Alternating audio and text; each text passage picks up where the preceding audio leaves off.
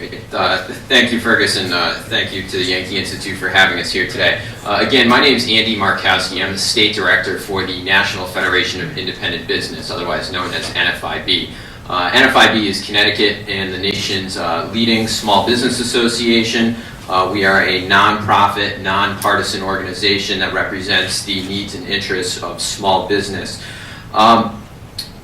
Here today to basically tell you that our membership echoes the results that Fergus just outlined in the survey. We are a bottom-up, membership-driven grassroots organization. We regularly poll our members, we ballot our members, we ask them what are their top issues of concern. Now, for over 20 plus years, up until recently, given the negative economy, the cost of health insurance, the affordability of health insurance has been the #1 concern for small business owners.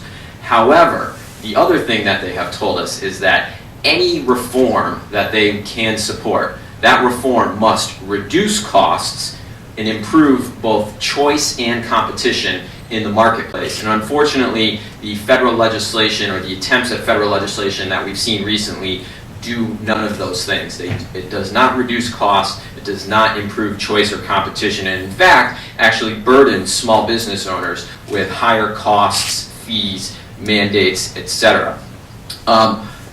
Perfect example of this, and it's a little known provision in the federal legislation that I would be remiss if I don't point out, and very few people have been talking about this, is a provision in that bill that specifically targets the construction industry. And NFIB needs to stand up for our membership in pointing this out. Again, I mentioned that we represent small business of all types, from professional service firms to construction companies, to pizza shops, restaurants, etc. A wide cross-section of small businesses. But I would say roughly close to 20% of our membership demographic falls into the general category of construction, whether that be home builders, electrical contractors, heavy equipment operators, etc.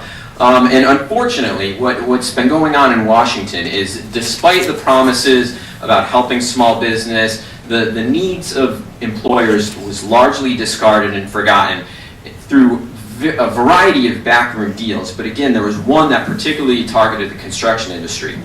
So under the revised Senate bill in the manager's amendment, construction companies are basically forced to provide extensive insurance coverage or pay penalties if they have 5 employees and a payroll that exceeds $250,000.